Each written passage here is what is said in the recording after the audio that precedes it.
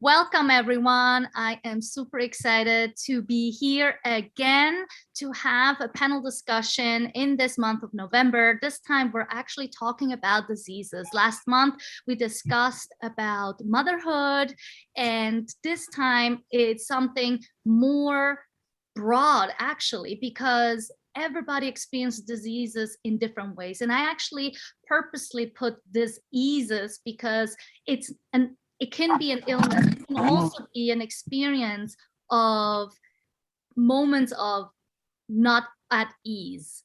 And so some of us will share certain diseases that have to do mentally, and some of us are going to share some experiences that have to do physically. And yet they are very connected with each other. What I realized when I was thinking about today's session this morning is how something might show up physically and then affect us mentally. And it actually starts very small. Day by day, something is changing in our bodies, in our minds, and we don't realize something is really happening. And so my name is Raditya Lazary. I'm from Mindful Being. And the reason why I'm doing this is because I had this Entrepreneurship Summit for 2 years now. Once a year, I'm bringing people together. Actually, half of the people on this, more actually, besides one person, everybody has spoken on my Entrepreneurship Summit at least once. And I'm super excited to have them here because everybody has been sharing stories that connect us. And this is why I'm bringing these panelists together for you to see how connected we really are, because everybody can share their name, where they're located, and you'll quickly see how we can connect. And so these panel discussions are really here for you to open up more to the people near you and afar, to really see what we're sharing. And in last month's motherhood discussion, things opened up so much, things that we didn't know we experienced. All of a sudden, we're like, whoa, this is what I went through. And so maybe this is something that you notice, especially when we're talking about mental diseases. And so here we go. So we have Diana Vinsky, we have Ryan Grubb, Amanda Kelly, Stephen Graves, Swati Rahatki, who are sharing this panel with me today. And so this is the round I'm going through. People are going to share their names once again, so you know who we are talking with, and then where they're located, and then of course their diseases, their experiences, what they went through, who and how they coping with it, and yeah, all the beautiful things. So here we go. Thank you everyone for being here. So Diana, you are first off in my screen, going in a circle as we would be in real life. So welcome, Diana. Thank you. Thank you, Raditya. Excited to be here with you all. So my name is Diana Vinsky. I'm originally from Lithuania, but I'm located in Sweden usually. But actually now I am in Lithuania visiting my mom. so greetings from Lithuania. And yes, so my illness or disease showed itself really hard when our youngest was 1 year old. It was 9 years ago. And I was working as a career woman and I burned out for the first time. So my body, actually, it was the physical sensation. My body just stopped working. My reactions slowed down. I fell down from a bicycle and I hurt myself, and I just didn't want to move or didn't do anything. It felt like my body was shutting down. And after that, I got in a depression as well, the mental disease, of course, because of that. And then somehow I pulled it through quite quickly because I had a good help. And then somehow I got this, hope that I will do everything fine and everything will be fine. And I'll change my life and everything will be okay. And I did. And I was feeling much better until a friend of mine and my grandma died. And then it was hard finding jobs. And then my mental state started to go down again. But then I found a job as a primary teacher, a primary school substitute teacher, to be honest, in an immigrant neighborhood. And then I felt, it's very fulfilling and nice. And I was working again, and I got back to my old behaviors. Somehow I forgot the things I learned during my journey, and I fell back into this, responsibility taking care of people and children, and working a lot and putting all my soul into that, and not taking as much care of my family. And then my body just started to show signs again. And after that second burnout, I fell into very deep depression instead. So it took me many years to go out of it, and it actually forced me to look into myself more deeper. Not only just, change jobs, change careers, and change a little bit some of the behavior, but go deeper into my being and figure out why I was reacting that way, why my body was still showing signs. And it was a long and interesting healing journey. And I learned a lot about myself, about body and mind connection, about what depression is, about our nervous system, how it works, about brain, and how everything is connected. And as Amanda was talking in a entrepreneurship summit about the spiritual part of it also, and it helped me heal a lot. So I will not talk too long, so it's just a short part of my story. So and yes, my body is showing signs all the time still. If I'm not taking care of myself, if I'm doing too much and taking care of others instead, I get very easily exhausted. My body is really quick to show signs now. So then I know I have to take care of myself. And breath that I was talking about earlier in my talks and with Aditya has been a really important tool for me. Just being aware of my breathing has helped me enormously, and my thoughts. And of course, just, mental and spiritual state and time for myself as a mom. It's been very important during my journey. Thank you very much, Diana. Yes. I gotta follow that. You'll have to follow that. Yeah. That's right. So I'm Ryan Grubb. I'm Ryan Grubb. I've known Raditya for, I don't know, 7 or 8 months. I'm a mindset coach and I'm a therapist, and I'll get to the point. So in 2020, when everybody else was dealing with COVID-19, I was dealing with Lyme and mono. And when I mean Lyme and mono, I mean co-infections at 600 lipids. So if you know anything about healthcare, I should have been dead, pretty much. And so I couldn't walk. I didn't eat. I had insomnia. I had hyperinsomnia, to the point where I couldn't work. At the same time, my wife was diagnosed with oral cancer and lymphoma. Since 2020 until now, we're still on a journey. She's had 10 biopsies, 5 CT scans. She's lost 3 teeth. She's had 19 lymph nodes taken out. She's cancer-free right now, but we're on our way to a scan in 3 weeks, right before Thanksgiving. Our daughter's gone to Boston for school. The youngest daughter is in a private school now. All to say is lots of things going on. Our dog died. Honestly, 11-year-old dog died 2 weeks ago. Needless to say, even as a therapist, and when I hear somebody say that they're a therapist and they don't have a therapist, I beg to go to them. I'm not going to do that. I would never see a therapist who doesn't have a therapist. What I'm trying to say is with that is, in this journey, it's every 20 minutes that I have to be ready to respond properly. And so over this time, I've had to get my body and my mind, and the mind-body connection is absolutely not something I learned as a therapist. I learned it in linguistics. I learned it in tapping. I'm a tapping professional. I'm a grief and addiction trained guy. I'm using the things I'm using with my clients to better myself.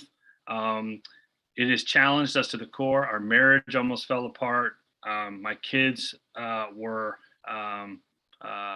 isolated from me. So while I was doing this, I had to train my mind to understand the only time I have is right now. Like this moment, 10:20 on my computer is all I got. I can go back and I can reminisce, but it will ruminate. So I'm learned to go back, flip the memory, reframe the memory, restructure the memory, and then repeat it with a different routine. So I've had to do that a lot. That takes a lot of time in the mornings, early, 4:30, 5 in the morning when nobody else is up. And it has changed the state of my consciousness at levels I never thought was possible. With that being said, it is an ongoing battle to have to watch my wife go through the things she's gone through without me being able to do anything about it. And that is one of the hardest things I've ever had to do in my entire life, because I'm such a hands-on guy. And I am in Virginia, by the way. That's where I live. I live in Charlottesville, Virginia, not Charlotte, North Carolina, but Charlottesville, Virginia, a little outside of DC. But I had to learn how to be instead of do.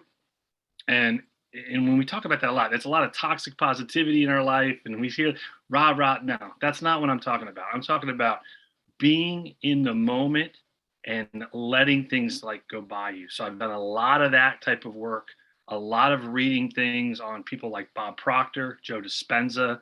I am an avid Bob Proctor fan. People say, oh, he's about money. He is not about money. Study his material. It's about abundant richness in your heart and your soul. And I'm learning this. And I'm also a guy who follows the Bible. So people go, well, holy cow, you're nuts. I'm like, no, I'm learning to explore parallel alignments for myself without losing my edge. So it's been a lot, but there's been a lot of really good things that have happened. I've noticed that I have a big ego that needs to go down. I've noticed that, but I also noticed that I'm not going to lose my edge.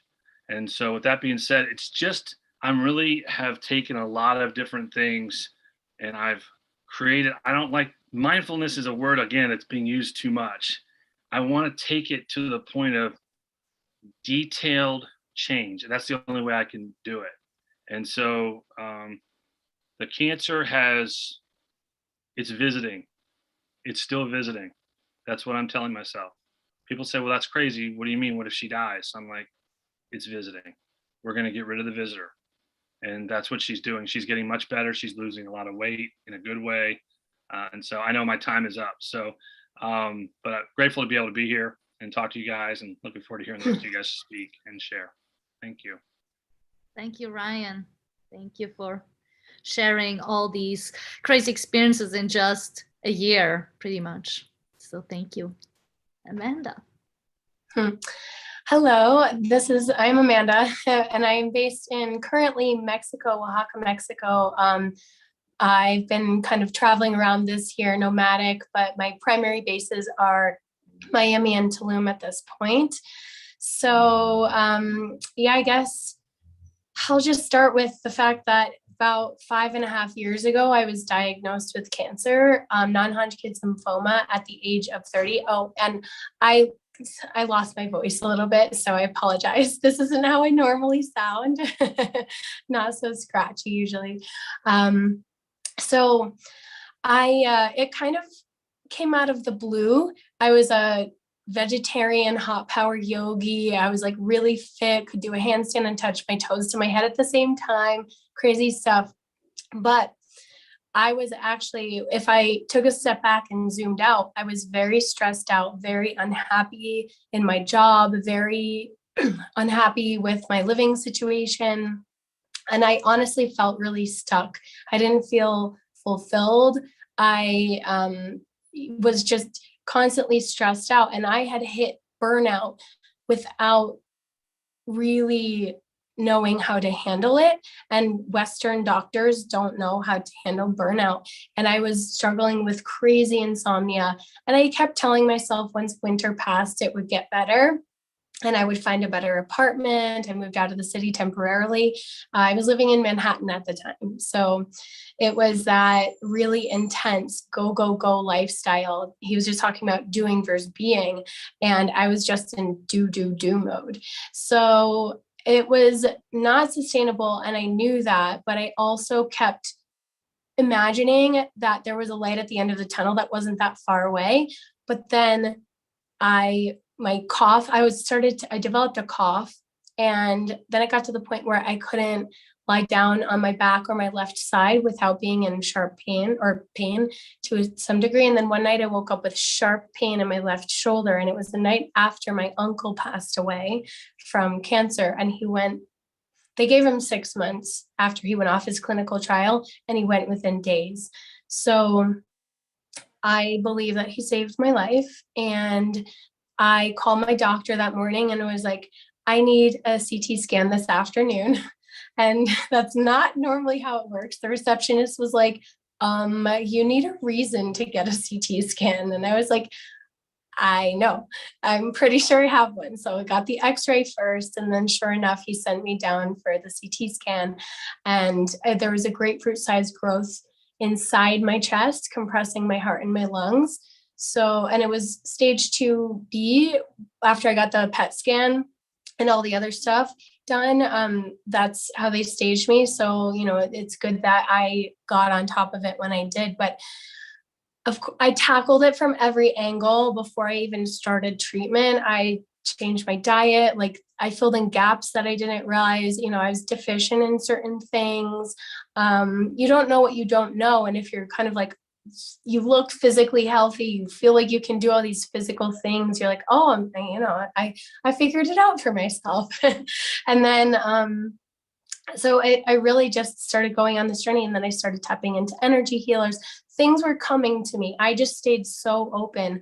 And it was almost like that moment of diagnosis gave me like a project. It gave me another purpose beyond my job that I felt stuck in. And immediately I was like, this is the end of my job, and I'm going to change my career and become a health coach, because I'd seen something about coaching and I was like, I don't know what that's about. And I was like, yeah, coaching sounds cool, but I don't know if I have a good enough reason. So yeah, it's almost like I manifested the situation. We're constantly manifesting whether we realize it or not. And it's an energetic thing. So I also got a download that I was meant to heal the family pattern from dying from cancer.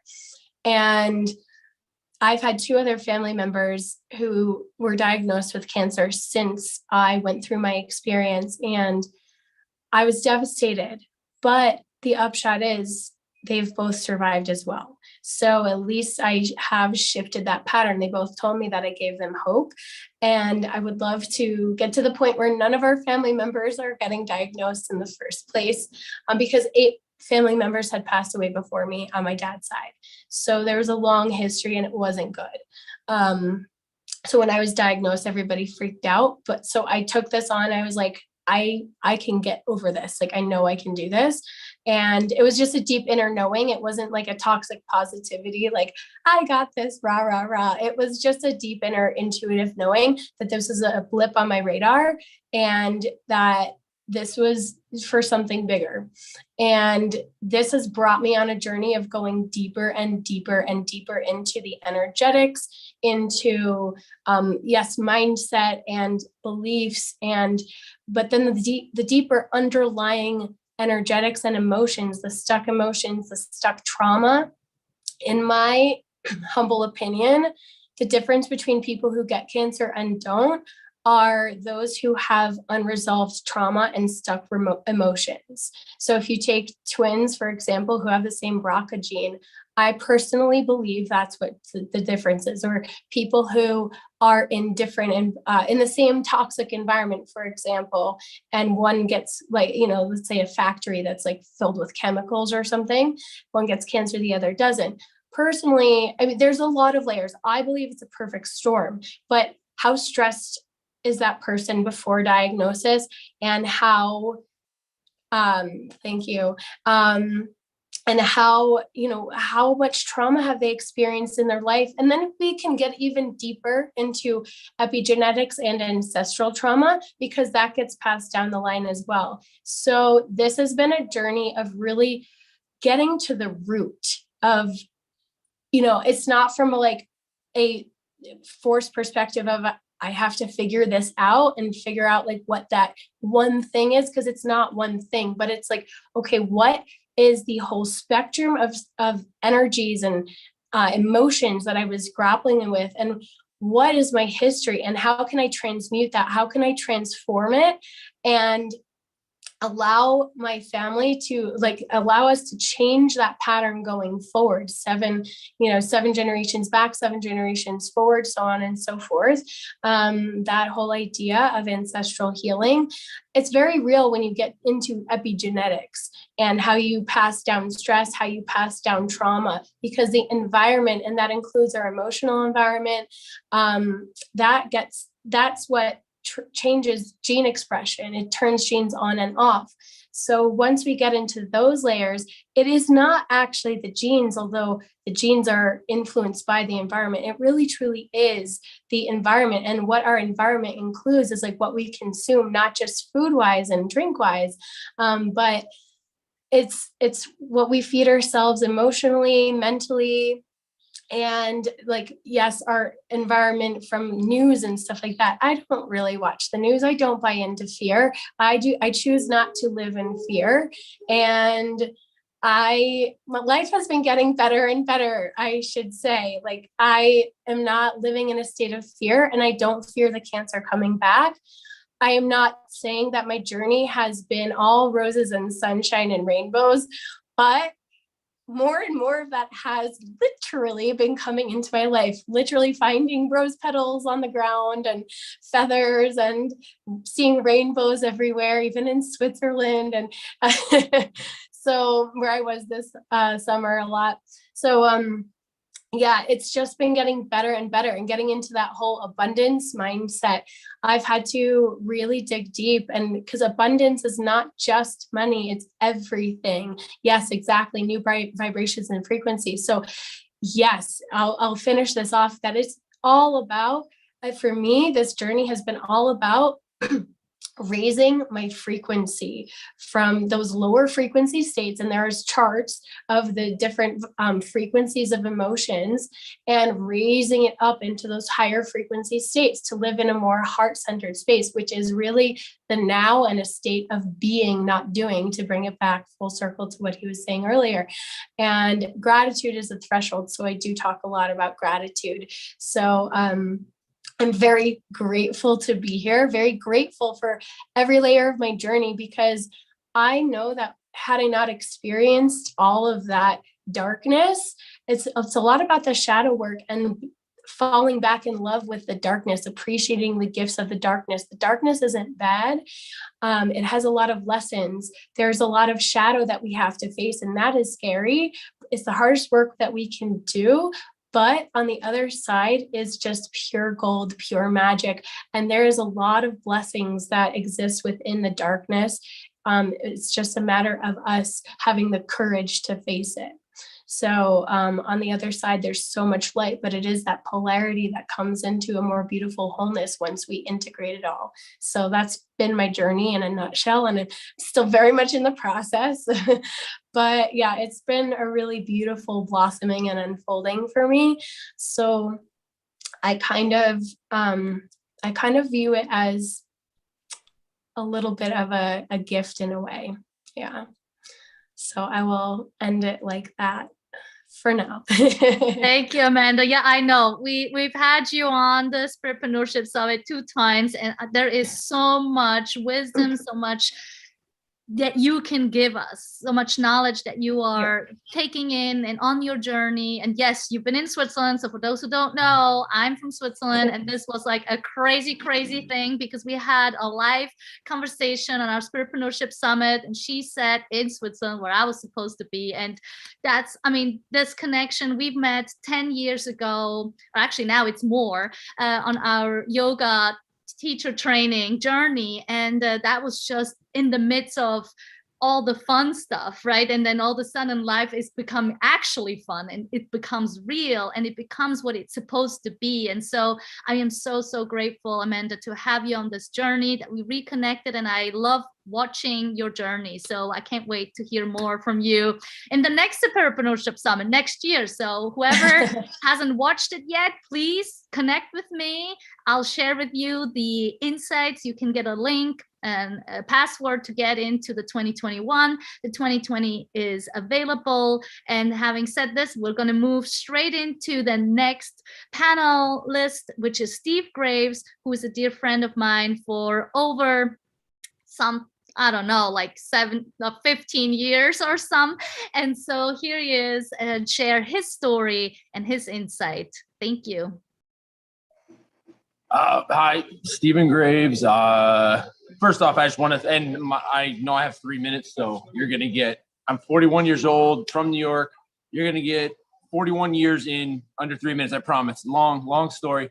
I don't have the background everybody else of the counseling, of learning about vibrations and everything. I was actually curious. I'm going to have to look all that up. I'm just the normal guy.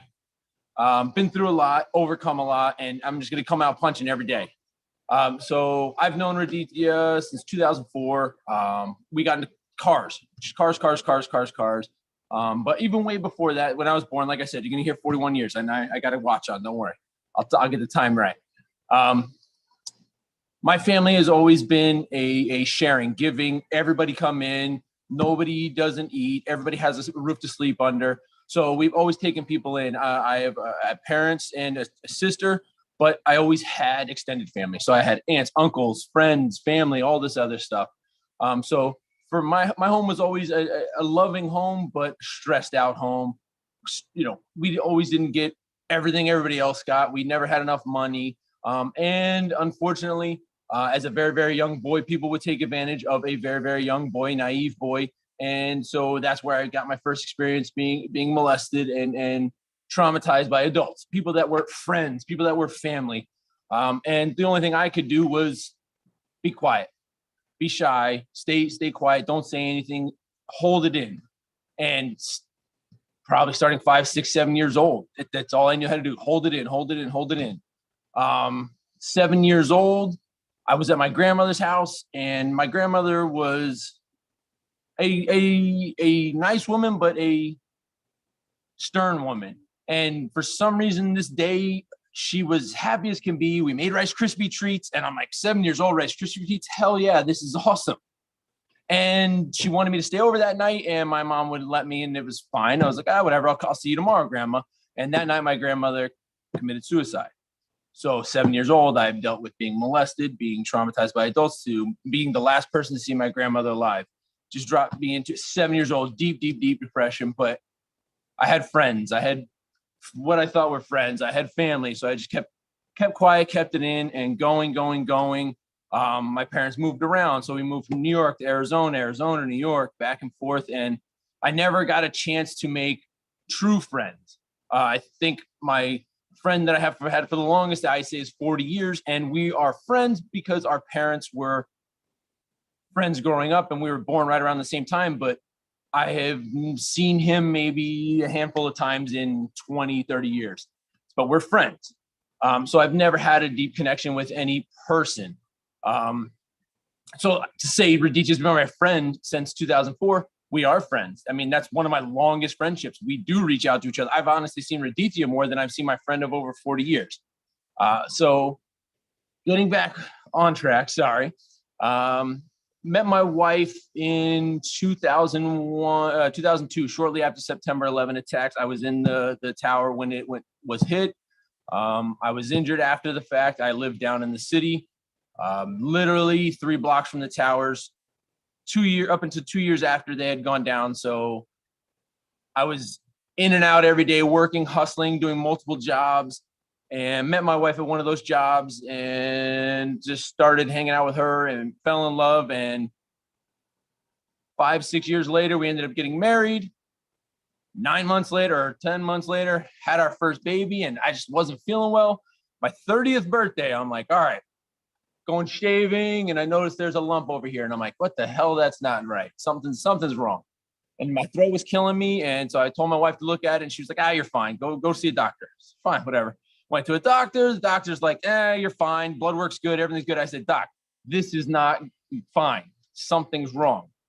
This was July 2011. I had started at a job in the city a couple years prior, and they got to know me very well. And they had a huge connection to everybody in the city. They had over 10,000 members, and they just said, hey, well, okay, we're going to see the best doctor in New York City today. I'm like, serious? All right, why not? Use my connections. Sure. Literally walked in this doctor's office. He looked at me. He's like, okay, here, we got to do a biopsy. I'm like, what do I got to do? He's just like, stay still. Oh, great. So he takes this nice long needle, puts it in my neck, and just starts ramrodding this thing in. He's like, you're probably not gonna be able to speak for a couple hours. I was like, couple hours? I'm not gonna be able to speak for like a week.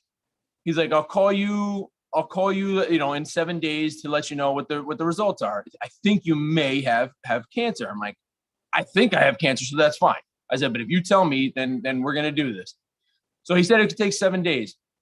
Phone rings 24 hours later. He says, hey, Steven, this is Dr. So-and-so. He's like, I hate to tell you. He's like, you have cancer. And I was like, okay, what do I got to do to beat this? That's the very first thing I said. What do I got to do to beat this? And he's like, well, can you come to my office today? I was like, buddy, I'm heading there right now. So went to his office, called my wife right after, and she starts bawling. She's in the medical field. She had cancer, and it turns out it was thyroid lymph node cancer in my head and neck, and they were afraid I might have stomach cancer and other issues, so they needed to get me in for scans right away. So they're like, okay. let's do this. So went in and we literally with this surgeon mapped out, this is what's going to happen. So this was October. I was not scheduled to see a doctor to help me until January. But because where I worked, they got me in. So this is October 21st. I remember it like it was yesterday. October 21st, 2011. He's like, okay, we're going to do surgery this Friday. We're going to do this. We're going to do that. And then you're going to be doing, you're going to go 6 weeks.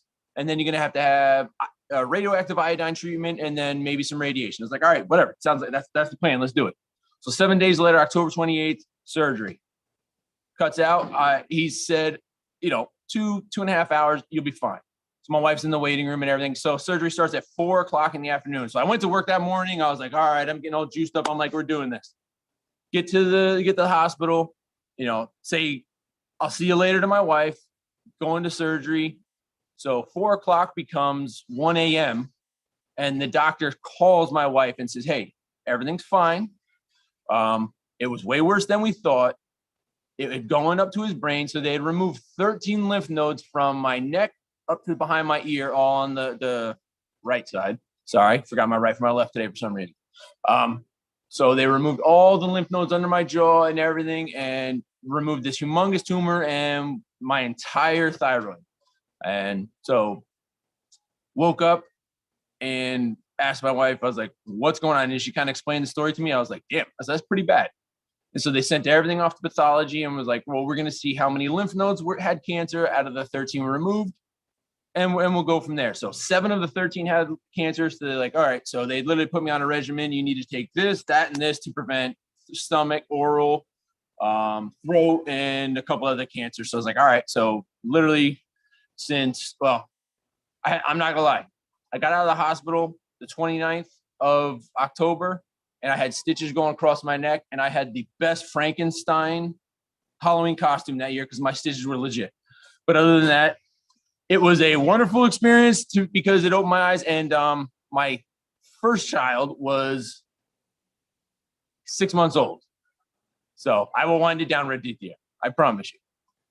But ever since then, I've talked and talked and talked. I've used my connections, talked to everybody. I helped my mother battle her first round of breast cancer in 2013. And she defeated that one. Unfortunately, she succumbed to it again in 2018. Hence the hat I wear that has the ribbon on there. So, but just reaching out, talking to people, it for me has always been the best thing. And so that's why and just sharing every day. And now I manage a facility here where I help as many kids as I can and just talk. That's my story. Sorry it took so long. Stephen, thank you. I know there is so much more you can share with us with your experience and how you are coping with it. And also after this 10-year journey and also what your mom has gone through. I know we have you on the next month again where we talk about grief and loss, where we definitely will hear more of your journey involving, for sure, I'm sure, your mom. And so I would love to, have a deeper conversation with this. And yes, please reach out anytime you want to talk. I love to listen and to share. So yes, let's keep having these conversations. And this is definitely a reason we're having this, is for people to feel more comfortable talking about these things. I know Stephen has been very open about this on his Facebook page with his friends and family, just sharing what he's going through, and Ryan as well with this journey with his wife. And so it really is important for us to feel comfortable in sharing and not being afraid. And having said that, I want to go straight to Swati and have her story be shared in what she's been gone through. Thank you, Raditya. Thank you. So I'm a girl who has a little problem. I cannot receive happiness and I cannot handle it. And isn't this a pandemic these days? So let's backtrack. So I'm 24 years old and I get married to the most wonderful man I know, and everything's perfect. And then 6 years later, we have a baby boy. And then comes baby blues in 3 days, postpartum depression. And I'm in denial. I don't know that a mother should feel this way. I am embarrassed. And I have all the support, but I cannot handle my feelings. And I'm judged. I do not take the treatment that was prescribed because I am in denial. I escape to my country. I come from India. I go back to India for some time. Maybe that'll help. It's like a Band-Aid, you know, it doesn't work that way. I come back and within a month, I have my first intrusive thought that I want to drop my baby on the floor, and starts postpartum psychosis, full-blown OCD, postpartum psychosis. I don't know what it is. I've never heard of these terms before. And I am very scared and embarrassed to share with anyone what's going on, how I'm feeling. And the same theme is applying to everyone around in the family. I'm having these really intrusive, dark thoughts about my husband, about my family. And I'm scared. And 2 weeks after, I Dr. Google it, unfortunately, and I'm like, I need help. So I go back to my gynecologist, and he's like, lady, I'm not calling the cops on you because you are kind of self-volunteering, and you have to get to a hospital right now. And that's where the journey starts. And I'm in a psych ward with and I have a 6-month-old, and we are parted. And that's hard. So who could think, like, after giving birth, you'll end up in a psych ward in 6 months? But there's one thing I told myself, I'm like, which I always do, I'm like, if I'm here, I have to be the best patient here. And of course, the diagnosis was postpartum OCD and psychosis. And since then, I've been a pioneer. I've been just sharing everything I can about my journey to all these moms. I've been checking in with new moms. I'm like, how do you feel? What are the moods? Do you want to share something that you've not been sharing with your family? So I've been doing my part, and I've been very honest and open. And it took me 2 to 3 good years to even come back in this room where I'm sitting, because this is exactly where I would come when I had my intrusive thoughts. And I couldn't enter this room for 2 years, or I had trauma around this room, around my staircase in the house. I wanted to move homes, but I knew that was not the solution. So in 2019, I was diagnosed with, after I got over the trauma of postpartum, I was diagnosed with bipolar depression. And I've been battling that, dealing with that, don't know what to do with that kind of situation. I've been digging my roots, like, where is this coming from? And, all those things. But I was half my size. I'm double my size now. So I'm actually handling metabolic disorder syndrome at the same time because of all the meds I've been on. So in 2020 is when the doors opened to a spiritual journey. And I was introduced, or I would rather say reintroduced, to meditation and yoga. I come from the land of meditation and yoga, and I never laid my eyes on it. And in 2020, a very good friend came across, and she was like, have you tried this? I was like, oh, so I joined a community. And from there, I entered the Power of Awareness course. That's where I met Raditya.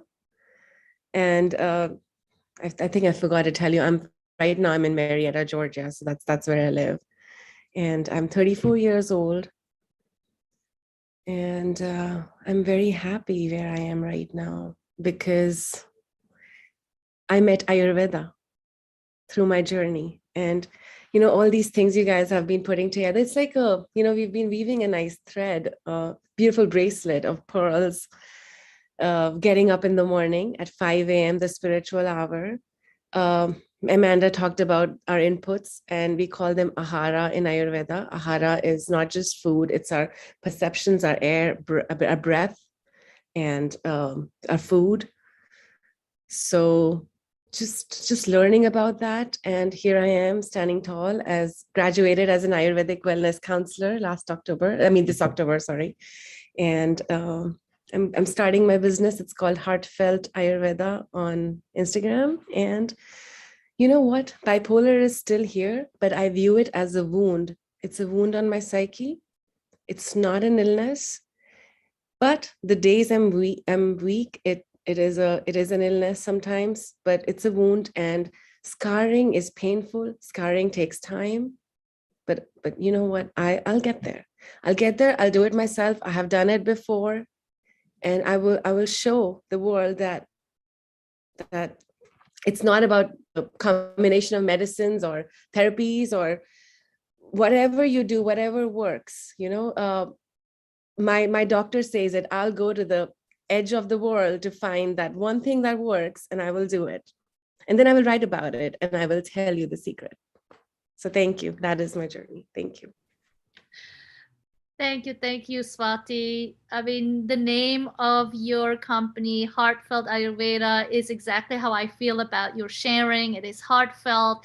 It is connecting us all together, because I know that in Ayurveda, community is just as important as all the other parts, as food is involved, which I want to mention because Swati is going to hold a core session with us on this Wednesday in 2 weeks on November 17th around Ayurvedic food or cooking for cancer experiences. So if you are watching this, if you're on here as a panelist and you want to come back and join this conversation, please feel free. I'm super excited to have her offer this as her strength and something that she just loves to share with people. And so I'm super happy for you to be here. As we're coming towards the end of this, and I know I have two people who really have to leave, I wanted to give them their chance to share what their thoughts are, not only what they have shared, but also what they've noticed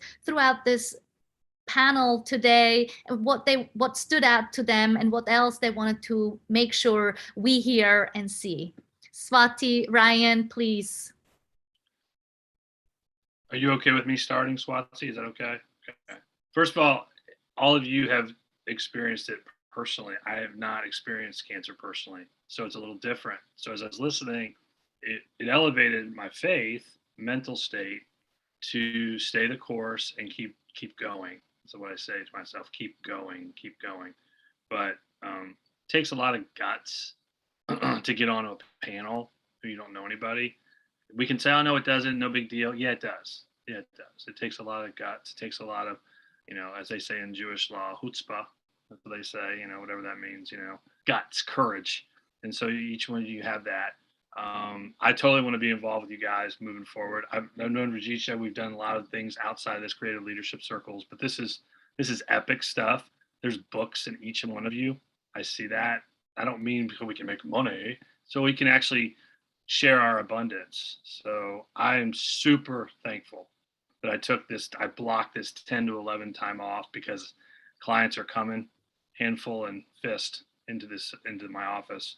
But I really appreciate all of you sharing. I did put my number up there. If you feel comfortable, you can text me or you can get my email from Aditya, whatever. I'd love to be able to collaborate more and talk more. So thank you so much. Thank you, guys. Thank you. Let's go. Gonna have to run. I'm sorry, guys. I gotta walk. I got a client walking in. Take care. Have a great rest of your day, guys. Thank you, Ryan. Thank you so much. I'll share everything. Thank you. And I can go next. Yes, please. Oh, okay. So I think what I'm gathering from here is, everyone's been on a little different journey and there are similarities, but there's always this mind-body connection. So if your body is affected, so is your mind, and if your mind's affected, so is your body. So I feel like the treatment treatment protocol sometimes is incomplete in the Western world. They don't look at the whole mind-body system as a whole.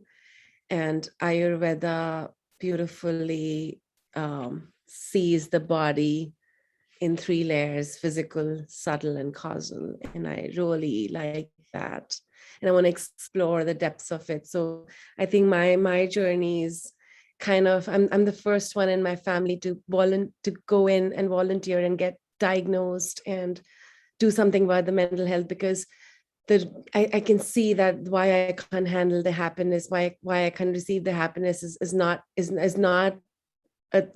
coming from now. It's actually a very old problem that was ingrained in me since childhood. So I'm like, okay, if I can do it, probably I'll set the stage for somebody in my family or for the next generations to follow, and do something about it. Take charge of yourself, because nobody else will. So yeah. Thanks. Thank you, Swati. This is wonderful, and it just makes it so clear what Amanda is working on and trying to get us to understand, also with this ancestry from 7 years behind and in front of us. And it just really is like a wonderful segue to open it up to everyone. And so, yeah, Swati, if you have to leave, thank you so much for being here. We will connect. We will see you again in 2 weeks, the latest. Yes. And so, yes, thank you so much for being with us. Thank you, Radhika, and thank you everyone for sharing. I would love to connect with all of you. Thank you so much. Bye. Have a good day. Thank you. Now it's to everyone else on here. You have a little bit more time. So I wanted you to just, what are your takeaways? What else did you want to share? Just, it's open to all of you.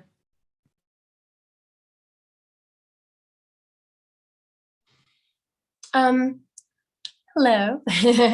I guess I'll just, I wanted to piggyback on what Swati was just saying. Yes, full circle. Like, it's all about the mind, body, soul connection, mind, body, soul, spirit. We're all the layers. We have different layers of energies. So to only treat one layer and to treat the mind and body as separate, the Cartesian dichotomy is what got us in this mess, I believe. But also just look at the way Western medicine silos everything. It's like, oh, you have this, so you have to see that specialist. And each doctor, it's like looking through a very narrow lens most of the time, not blaming the doctors themselves. And, it's the system they were indoctrinated into that is, the root cause of where we are as a society, sicker and sicker, even though we have better and better technology, because we're forgetting the basic essence of truth of our nature. So I just wanted to add that in. And then also the layer of taking responsibility for your health and for everything in your life, really, because it's actually not from a space of blaming and chastising people for not, but we have been trained and indoctrinated ourselves to outsource our expertise on our health, to outsource our healthcare, when really we know everything about ourselves. The doctors don't know what we've been through on all these different layers. They don't know our history. They don't know what we're eating. They don't ask these things. And we're the ones who know the stressful experiences that we're going through and what's knocking us out of balance in life. If we take a step back and really, truly examine what is going on with us, we're the only ones who have these answers. So really, it's a very empowering thing to start taking steps to really take control of your life by taking responsibility for how you're showing up for yourself. What are you feeding yourself?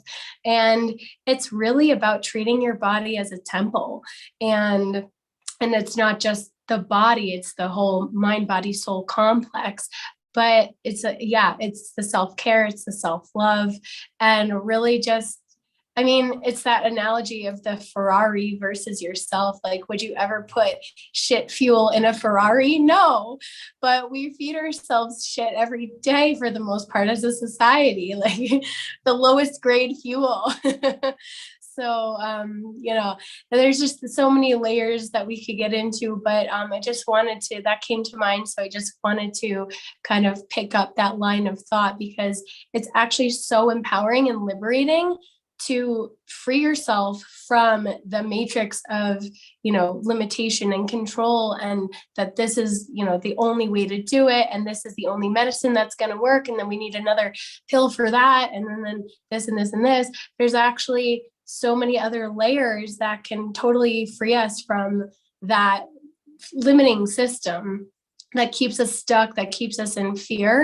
And I'm not saying there's no place for these things. I absolutely, like, I did chemo, but I also did a gajillion other things on the side, and I haven't been on any medication for years, nothing. So I just, you know, wanted to share that we're all on different journeys, of course, but it's so possible to heal and to free yourself from these I don't know, these ways of being that are not really sustainable and keep us in a lower vibrational state, that keep us reliant on pharmaceuticals and stuff like that, which is, you're not free at that point. So yeah, I wanted to add that little tidbit in. So thank you. And I don't have to run, so, but I'll end that train of thought. Thank you, Amanda. Yeah, no, this is great. You know what?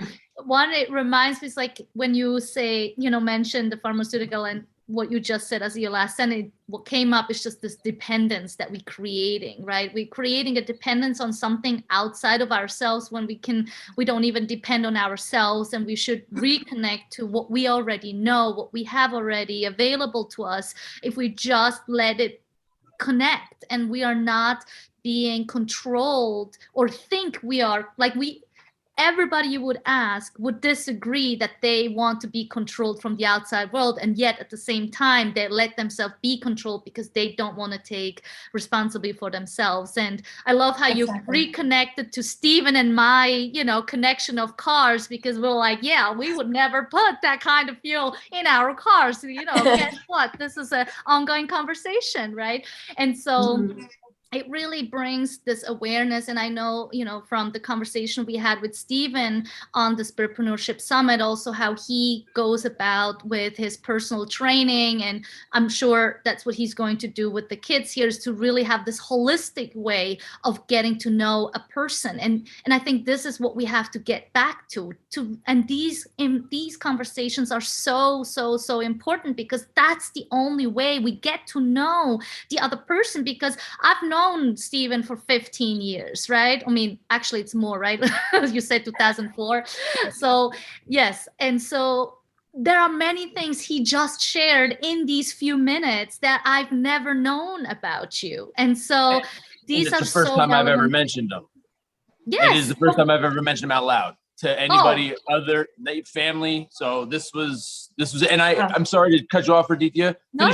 I want to ask Amanda some specific things, but when you're done, Raditya, I'm sorry. No, this is, I mean, all I wanted to say is just, you know, we're learning so much when we start having these open conversations, when we talk about specific things. And so, yes, that's all I wanted to add here. So for people to be really encouraged to start opening up, because once you open up with this one thing, somebody else will say like, oh my God, I can't believe this happened to you. But guess what? I had some similar experience. I know somebody who went through this and I don't know how to help them. And this is in the now. And you might have gone through this. You can help them, what you could have used, or what are you doing to prevent it for your own children? And all this information that we know, and that what you said, Amanda, is just the knowledge that we have is what we don't know. We have to start talking about it, that we realize that we actually know so much. And so, yes, Stephen, please connect back to Amanda or have a question. Yeah, well, this was awesome. I wish everybody had an hour to speak. I could sit here and listen. Everybody almost brought me to tears. So, but Amanda, specifically, you mentioned a dependency to medications. I hate that I am dependent on them. I've never been a pill guy. But once I got to the point where cancer, you need this or you're going to die. When you hear that, and now I have 2 boys, my wife, geez, man, we've been together 20 years. 20 years we've been together. I could not imagine being without them. But I've gone on vacation and, oh, man, I'm out of medication. Oh, man, I'm going to die. If you could, I want to contact with everybody. Really, Ditya, please give everybody my number, everybody my email. I'm an open book. I would love if you can help me. The one that I need, they say, or I will die, is Synthroid, because I do not have a thyroid anymore. The other ones are all auxiliary things. They're like, oh, well, you need this antacid to prevent stomach acid from burning, and this and that's fine. But if you have it, I would love to. I'll pay you for your time. I don't care. I just love where this is going. I've never known anybody that knows more than medicine. My wife is in the medical field. My mother-in-law was a doctor. So to them, it's Tylenol, aspirin, this, that, and that's not who I am. Yeah. I like natural stuff. I like something that I can pick off of a tree and be like, okay, this is not made by someone who's trying to kill me anyway. So let's, so if I would love to go offline and just hear some options and get off medications, because I went from never taking pills to I have a pill bottle. I hate a pill case. I hate it. And I looked this morning, took my medication. I was like, oh man, I only have 2 days of my Synthroid left. So in my mind, I'm already freaking myself out. I'm going to die if I don't get this in 2 days. And I tried to call the pharmacy, and they were like, oh, you need to talk to the doctor. I'm like, what? Why? It says I have refills. So it's just, like you said, the dependency is driving me bonkers. So if you could share with me someday something offline, I'd absolutely love it. And also you had mentioned, I believe, I'm sorry, I'm rambling now, that I think it's the connections that help us get through everything. It's not necessarily the medication. It's just speaking and talking to other people. And I want to learn more about vibrations and all that stuff. And unfortunately, I do put crap in my body. That right there. I don't want to. I haven't eaten it yet, and I'm about to throw it out, honestly, because I don't want to put crap in my body. I'm a fitness professional. I'm here to help kids. I'm here to help people. And in my career, I've listened to thousands of stories like I'm hearing from everybody, and I've helped them just through training. But I don't take care of myself. I want to take care of everybody else. And now I need to, and I know I need to be me, take care of me. I'm 41 years old, never once taking care of myself. So I would love, you guys have inspired me, and I would love the help and the push. Is it Ryan? Ryan, he said he would never go to a therapist that didn't have a therapist. I would never go to a trainer that doesn't have a trainer. Now, I have a trainer, but physically, not all these other things. And I mean, if I could lean on you guys and be my crutch and help me, train me to take care of me, top to bottom, not just physically. I mean, this is amazing. Like I said, I was almost in tears when everybody was speaking. I had to fight it all back. Well, thank you. Thank you very much, you guys. Yeah, thank you for being so open. And yes, I would be super happy to chat with you about all of these things. And yeah, like you said, it's the dependency is keeping us, we're not free at that point. And it's not a great state to be in. And as you just said, it puts you immediately in a spin cycle of fear. And that's the system, the entire system that we're living within. It's a fear-based matrix, if you will. So that's how they keep us in their grips. That, pharmaceutical companies, if we really zoom out, they run everything in the world. So it's, there's a time and place for Western medicine, absolutely. But it's for the chronic long-term stuff, they're creating a system that is not natural, it's not organic, and that's what we have to get back to, in my opinion. Yeah. Well, thank you for everyone sharing. I mean, Diana, you just came straight to my mind when Stephen was talking about, the pausing and just getting back into your body and mind. It's just like Diana. This is her. And so I'm sure a lot of things came up for you as well. And I'm so happy to hear your voice as you started our conversation. And here we are closing it back together. So yes, let's hear it. So thank you everyone for sharing. And yes, it feels like I want to sum up everything. And thank you all for sharing about cancer stories, because my dad just passed away with cancer. So I know the burden seeing people pass away, and it was also very aggressive and unexpected and quick. So I can relate to everything. Swati was talking about postpartum. I didn't have,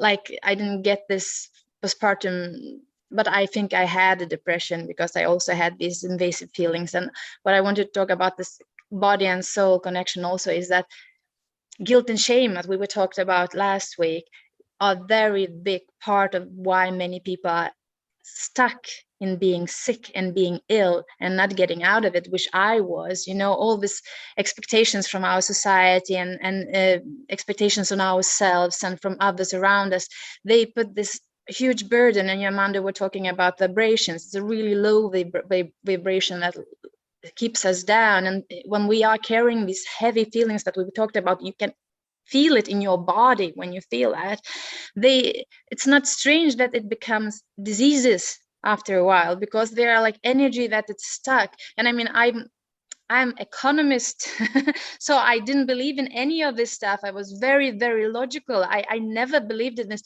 And during these 9 years, I was trying to heal myself with conventional medicine, but going to usual psychologists, or they were also prescribing pills to me. They prescribed me for adult ADHD. I got asthma and all of other stuff, and I have thyroid problem as well. And my husband had a radioactive jod because he has overactive thyroid as well. So he's also, as you, Steve, dependent on pills as well. So, and I am for the thyroid, but to be honest, until I realized, as you, Amanda, said, that I have power over my body, and that I don't give power or leave responsibility for my body to others, well, except when I broke my leg and stuff like that, but for the autoimmune disease or for the mental state, just take the power back and actually go deep then with curiosity and see what is going on. Why am I really sick? Why are these symptoms showing up? Why do I feel this ease in my body? When I was honest enough to myself, when I was brave enough to see what is lying there, then the healing started. And then I finally started to feel free from everything and empowered, as Amanda was talking about, and light, so much lighter. And for me, part of this is also the awareness of breath, but many things also, like energy work, which I totally didn't believe, really helped me to be more grounded and to be more sane. And also hypnotherapy, which is not the hypnotherapy you see on TV. It's just a deeper meditation when you lie and you have someone you trust who's talking through to you, and you actually honestly can open up and say what's really in your mind, and things that maybe you didn't want to agree, you didn't want to even tell to yourself, maybe things you are so ashamed of, or you don't want, or it's so painful, so you don't want to be honest about that. When I faced those things and I released all these tears and everything, and yes, then I started to heal, because before that I went back again all the time. So now I'm doing cold baths. I'm very aware of my breath. I'm doing Qigong once in a while, yoga once in a while when I feel for it. But the most important for me, it's being aware every day, trying to, be grateful for every moment. When I'm with my kids, as you, Steve, talked during a Spiritpreneurship Summit, I really try to be patient and attentive to them, and just enjoy these moments and just be grateful for them. And swimming in cold water has really helped me to reboot my body. So now I don't have asthma. I don't use asthma medicine. I don't use any ADHD medicine, nothing. I mean, I feel so much more grounded and, sane. So there are so many things that we can do. And everyone has different things that fits their body, but the healing, the inner wounds, it's kind of important, I think.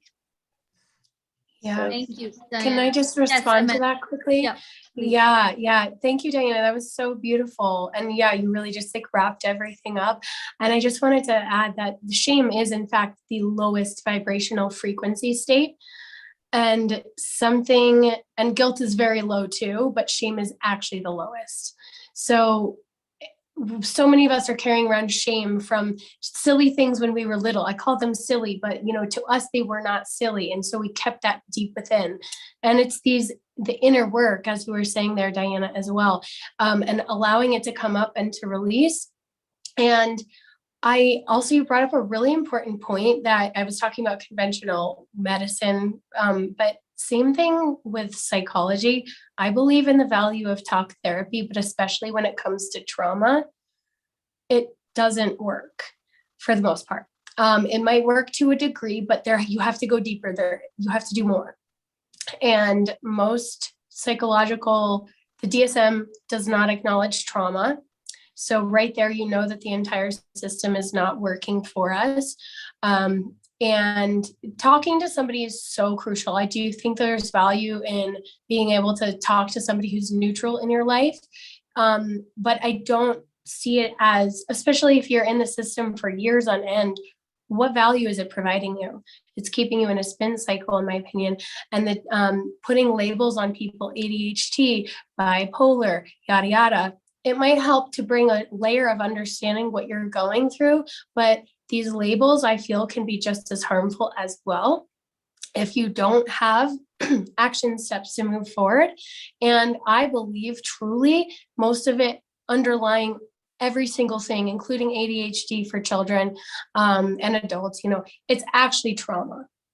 So if you go into the root of it, and this is not something that I've come up with myself, The Body Keeps the Score.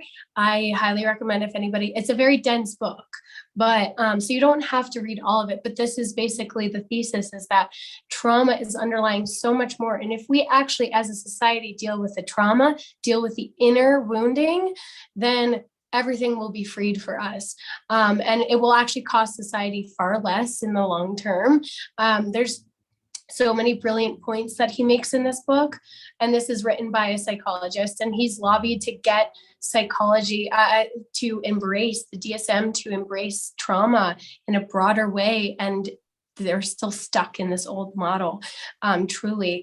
And the way Swati put it about seeing it as a wound, I think is really important, because wounds can heal. And it's not a label that you have to carry with you your whole life. Identifying with these diseases keeps us in the disease state, I believe, as well. So it keeps us disempowered, again, to bring it full circle to that conversation. So yeah, there's so many, once you deal with the inner stuff, the shadow work, it's so liberating. It is not easy, and we've been trained for quick fixes, immediate gratification, instant gratification, that pill that we can take, but it's not dealing with the root cause, so it keeps us stuck. If we want true freedom, true liberation, and to really feel truly empowered, then it really is up to us to take responsibility and dig deep into those darker places, those shadows, and then bring light to it, because then we get lighter and lighter as we go. This is beautiful. Thank you for Diana, Amanda, and Stephen, and Swati, and Ryan, who shared their wisdom and knowledge and their experiences, because I have to say, what I really hear in talking about prescription drugs and all these things that we take into our body that are not naturally grown, I just noticed, like, I don't know when the last time is that I took any medication per se. Like, I have maybe something in the cabinet that probably expired by now, and I've never touched them in any sense. And so what I've noticed, and what I always said when it was talk about, just a cold, we don't have to talk about diseases that are like really severe physical experience, like cancer, where we do want to make something happen faster, because the cancer can spread really fast, that we can't control by just changing our diet, right? By just taking in other things. So I think that's one of the aspects where we want to take control, maybe a little faster than we would usually. And so what I do realize is, what I thought always is when we take for a cold or like a headache, it's just to not feel the discomfort, to just overcome something that we don't feel comfortable in. And what that causes us to do is to not really deal, like you said, Amanda, with the source. We're not really dealing with what's happening underneath it, because if I have a headache, that just means I might have taken in too much information through my eyes, or I've been too activated in certain aspects. If I have a stomach ache, maybe I just ate something incorrectly and I just have to rest for a moment, right? But the reason why we can't do this is because we feel like we need to be doing all the time. It's not okay to say, excuse me, I can't do it right now. Sorry, I need a moment. I can't come to work today because I just feel sick. So it really is for us to acknowledge that there is more that we have to address, which is not what's going on the outside, to really be open to address what's happening on the inside. And I think what everyone on this panel has brought to our attention is that something is happening on the inside. No matter if it comes out as a disease mentally or as something physically, something has already happened prior to it happening in our awareness. It happened maybe centuries ago. It might have happened decades ago. It might have happened 2 hours ago. But we have to become aware what's happening right now with the knowledge that's happening in the past and connect this all together into one. And by being aware on a daily basis, on a momentarily basis, on a moment-to-moment basis, it really gives us the ability to access what do we need right now. It's not to solve the problem. It's not to get to the doing again. It's to just say, okay, I might just need a moment, or maybe I need to talk about this, or maybe I just need to pick up the phone and call someone and address this thing that's been on my mind. And it doesn't have to end up in something severe if we just take acknowledgement and responsibility for the now. So this is what I have come to hear from everybody's stories, from everything that they've been sharing, that is happening in the now and what we are experiencing now with connecting into the past and the future that we want, which is a long, healthy life that we want to be connected with more people that are like us, that want to be like us, and that just enjoy being present. And so again, I can't say any more thank yous because it's just really amazing. And so I'm happy to have you all here again next month. And even during this month, we'll have more conversations that are unannounced. But for now, we have today and the one in December, as well as Swati's cooking session and November 17th. So thanks again, Amanda, Diana, for being here with us. And Stephen, who probably just lost reception. So thank you, everyone. Thank you so much.